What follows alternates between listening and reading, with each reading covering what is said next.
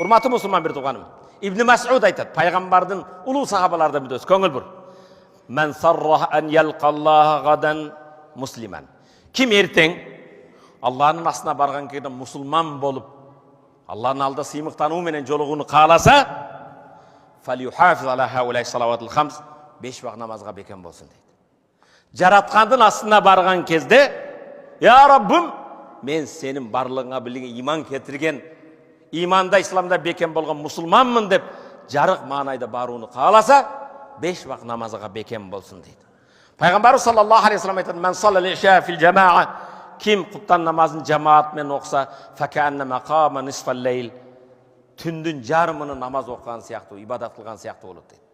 "Ва мен салла субха фил жамаа", ал эми баамдатты жамаатмен оқса, факаннама саллайла кулла, түні менен намаз оққандай соопқа ие болады дейді. Қиямда тұрғандай. Құдайдың құлдары, менің мекендешлерім, бір туғандарым, білгілі.